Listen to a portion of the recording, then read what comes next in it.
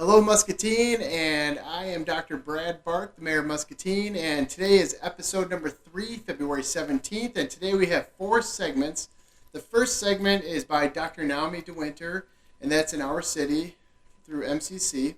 We have Be Your Best, that's with Ashley from Pearl City TV, and also Matt from Hy-Vee. And then the third segment is Council Connection, and that is Nadine Brocket, our 4th Ward Council member. And the last segment is City Talk, and that is with Chad Bishop talking about all the wonderful things happening at MCC and how he's producing, and some of the students on what they're working on as well. So thank you guys so much and enjoy the show today.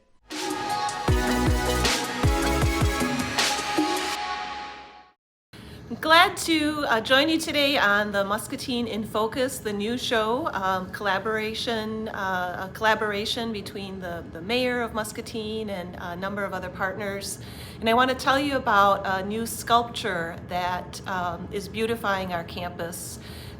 Perhaps you were able to attend the ribbon cutting that was hosted by the Chamber late in the fall. But really, I want to just tell you briefly how the sculpture came to fruition. We had a chance to work with an artist from Rock Island named VandeWalle, and I was put in touch with him by Melanie Alexander of the Art Center. And he helped our students both in the agriculture program and the welding programs to develop the design and then actually work on the sculpture that you'll see in the quad of our campus.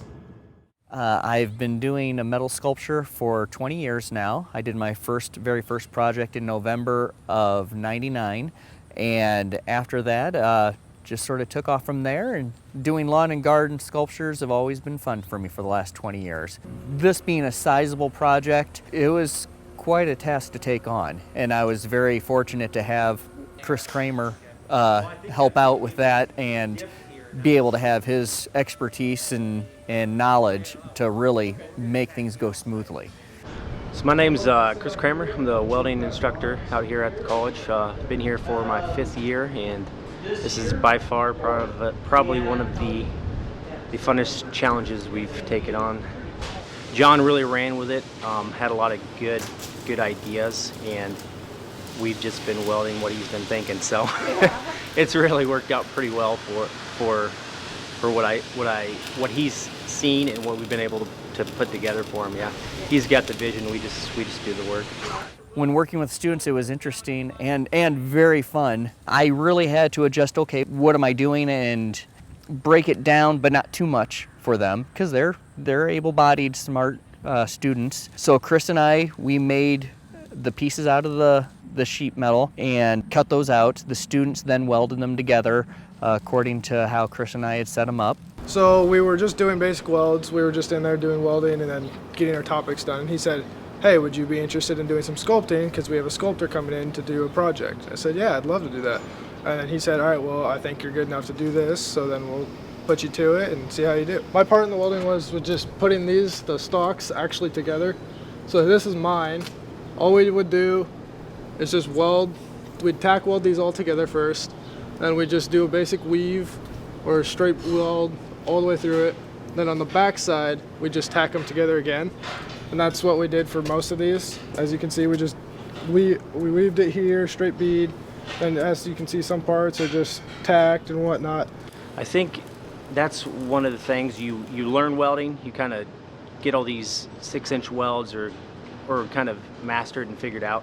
It's fun to actually be able to build something to kind of take an idea and turn it into what we're doing. So while we were discussing the project in the initial stages, learning what the college has for equipment, learned that Chris had access to a laser cutting machine, a laser table, and that changes how I do things. All of a sudden, I'm not dealing with scrap. I'm dealing with a raw material that I am able to mold and or do something with right from the start. The first freestanding sculpture, we really wanted to take just a traditional style or symbol of agricultural implements with the tractor. We tried using as many ag pieces as we could to incorporate it into that, and we've got a basic sculpture at that point. With there, we wanted to really try and incorporate Iowa's landscape. Since this is a project for Iowa, the sheet sculptures that are in the background, they represent the contour tilling that needed to be done, that we needed to adapt to sustain the land. The corn stalks, those are the upright pieces. We worked on those. I mean, corn is huge in the Midwest in general, and Iowa specifically, and we really wanted those to stand out. Chris and I had bounced back and forth trying to incorporate raw material, cutting out some of the corn cobs and the leaves and stuff like that. And then we of course have the stalks, which is a stainless steel, so that's going to pop a little bit. The tassels on the corn, that is just a copper wires that are welded up there. And then we have of course the foreground of the tractor. So it's a very much a layered landscape sculpture. I knew I was going to be working with students that had lots of skill, and it was fun to see them look at things a different way. That's how I always looked at things when I was started doing metal sculpture early on. And here you're teaching students, the very technical aspects, production welding and that. I hope they do well in that. And I hope they look at things differently. It's a material that's great to work with for art projects. The sculpture was inspired initially by a conversation with my dad, who is an artist also, and he recommended to me that we should have more art on campus. And so we really hope that this is the first of many that will be on campus. Maybe offering different themes that are important to Muscatine's history, and we want to invite you to view and enjoy this piece of art anytime you're near campus. It's lit in the evening and it makes a beautiful silhouette against some of our campus facilities. So I hope that you'll join me here on campus to celebrate something that our students have been able to produce.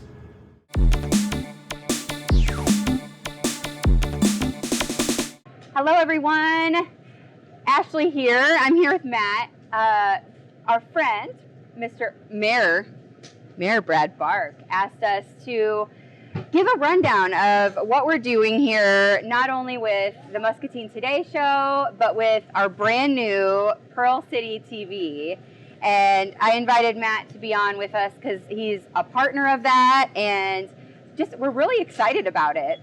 And so we want to share with you a little bit about what Pearl City TV is, why we decided to do it, and what you can expect to see on Pearl City TV. So thanks for joining me so I don't have to talk to myself. Yeah, and thanks for having us, Mr. Mayor. It's going to be fun to talk about what we've got going on Pearl City TV. Yes. So Pearl City TV just launched, and it's been something that we've been talking about doing for it feels like forever. There's been a need to put just all the good content that we do, not only the Muscatine Today show, where we highlight so many awesome nonprofits.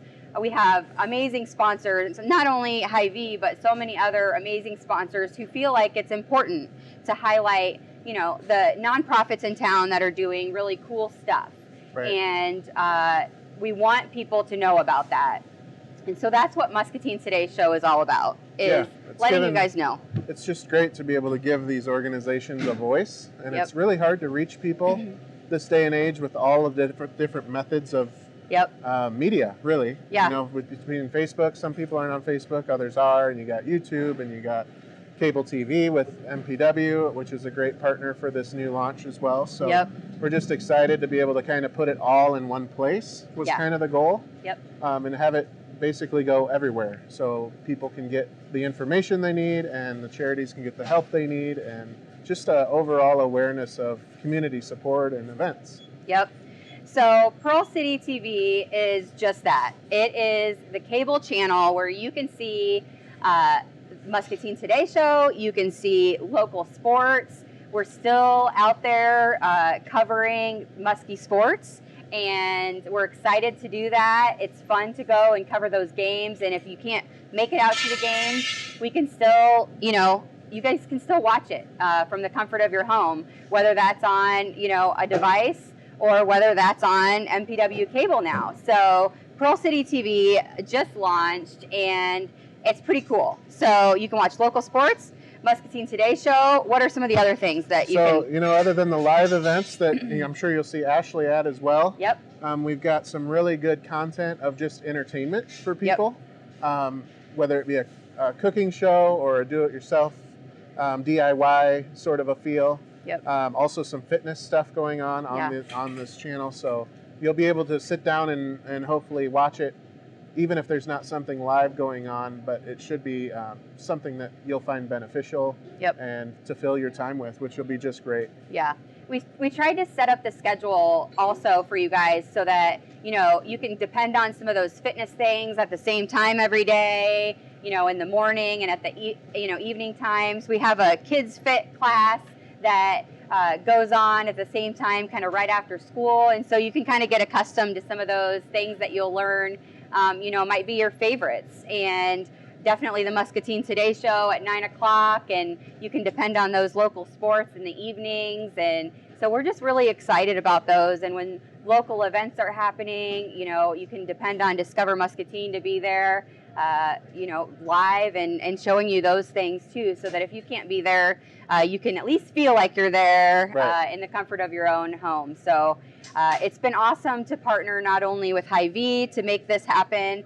They've been a huge help, but also MPW has been awesome in partnering to make this happen for our community. It gives everybody the platform to get out and really show what they're doing. Right, and hopefully you'll be able to access it from basically any media that your media of choice, I guess would be the right word to say. But cable is a big addition for us, so just having a consistent channel to go to that you can watch it on. Yep, absolutely. And I know MPW is really upgrading a lot of things, and I mean, you can watch it anywhere. If you have MPW cable, you can watch it from your devices and stuff as well. So if that's something that you're comfortable with, then we'll be right there. So I hope that you guys will go and check out Pearl City TV if you haven't seen it already. As you're flipping through channels, PCTV is channel 3, and we're excited to be there. And if you have ideas of things that you would like to see, local things that are going on that you wish you would see on Pearl City TV, please reach out to us, and we'd love to get more local stuff on there. And yeah, we just want it to be the place for all things local and have a great resource for the community. So yeah, it's just one more way that we can give local stuff to you guys in a way that you can consume it, and a platform that all of the people doing good stuff in Muscatine can kind of deliver their messages to you. So that's right. We're excited to just be a little part of that, and excited to be a part of the community. So thank you so much for inviting us to be on the show with you. I'm excited to see what you guys have in store for us as well on the show with Mayor Brad Bark. So I will be watching you guys as well. So thank you for inviting us on. Yes, we appreciate it. Thank you.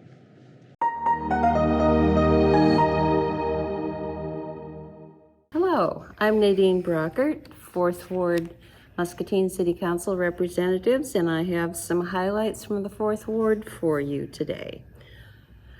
Sewer separation continues. There will be a public open house on February 17th from 5 to 6 p.m.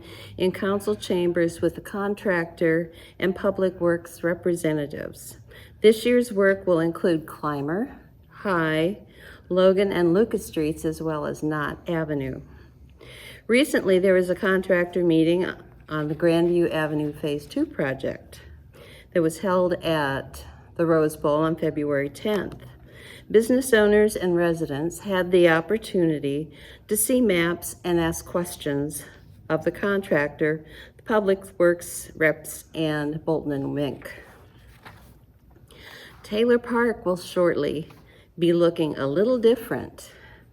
restrooms, a new parking area, handicap accessible play area, pickleball courts and a splash pad will be added. In addition, a new shelter will be erected with the current one being repurposed at Muni. Musser Park will change as well with new drinking fountain, lighting, and sidewalks. A new crosswalk system called HAWK, High Intensity Activated Crosswalk project, will be installed at Oregon Street and Earl Avenue to facilitate crossing the street at that intersection. Flashing lights will alert drivers when there are pedestrians present in the crosswalk. A project called Garden in a Box will be trialed in 4th Ward this spring. Residents can choose to have either vegetables or flowers in a box. At this time, we are planning to have 100 boxes available for the trial. Meetings continue on the best means of providing a tool shed from which residents can borrow items for lawn and other property maintenance. Nothing has been determined thus far. Volunteers would be required to check out tools, and we'd need a place that is easily accessible to get the tools, donation of tools to loan, and a safe place to store the tools are being discussed. I thank you for your time. Have a great day.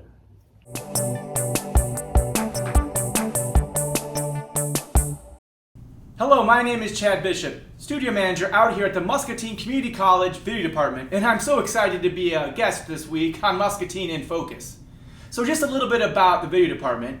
We serve several clients in the community, including any citizen who would like to come out and communicate using the medium of television and the internet. But specifically, we service the Muscatine Community School District, the county, the city of Muscatine, and Muscatine Power and Water.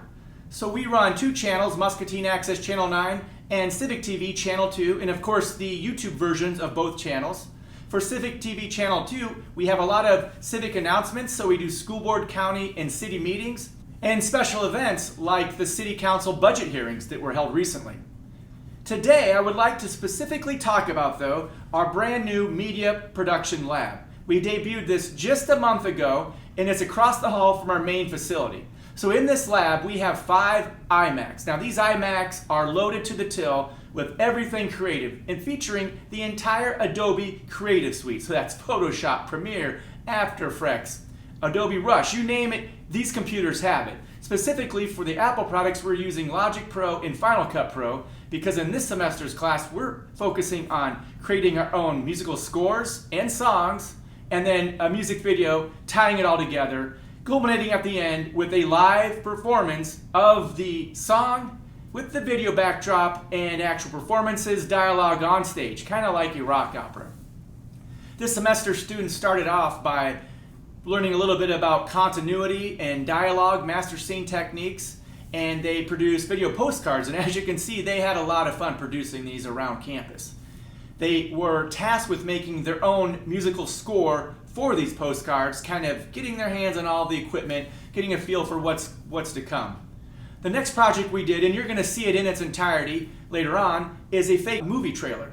So as a team, we produced Quiet Place 3 that you're going to watch later, and now they're going to come up with their own movie trailers for movies or actually for events, promoting them, creating sound effects and musical backdrops, and of course shooting and having fun creating a promotional piece for a movie trailer. Now the main project for this class is to produce an actual song that we'll learn about verses and chorus and bridge and all sorts of things. Learn how to use the digital audio workstations, both the digital components and the actual equipment if people have a background accordingly, and produce a music song that then will have a music video. So that's going to be the main project, is producing a music video with a song that you created. Those music videos then will serve as the backdrop for the special event performance that we'll have at the end of the semester, which the public will be invited to watch, and we'll kind of bring it all together, actually performing the music with actual instruments accordingly, depending on the situation with the song. So we're having a lot of fun. Now in the fall, we actually have a TV production course as well, where we produce a wide variety of programming in the studio, including shows like this one, Muscatine in Focus, which you'll see segments from time to time where Mayor Brad Bart comes in and interviews guests. So if you're interested at all in anything media, YouTube, TikTok, Instagram, all these things require music and video, and this class and these classes help you communicate using electronic and new medias, but almost more importantly, we have a lot of fun learning and just showcasing different fun things that we do in media, in music, in TV, and in film. Thanks so much for having me, and we'll see you next time. Thank you guys so much for being on the show today. Just want to point out a couple things. First of all, MCC is having a couple events on their campus. The first one is going to be next Wednesday, and that is for Black History Month. And what they're going to be doing is doing a presentation for Alexander Clark. And also on March 21st, they're going to have an Anne Frank exhibit. So make sure you go there, check it out. Wonderful things happening, again, in this community. Extremely happy to be part of this community. And again, be your best, and thank you, and have a great week.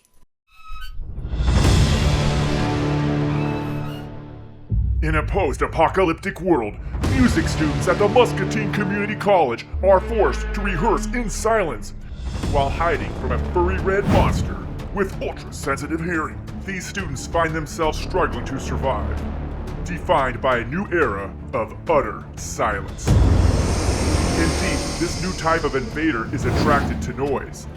Even the slightest sounds can be deadly. These resilient students will stand strong against an enemy they cannot hear and hope never to see. They must learn the rules of survival in this muted dystopia. And an otherwise joyous occasion could put in jeopardy the already fragile stability. And now, more than ever, these students must not make a sound.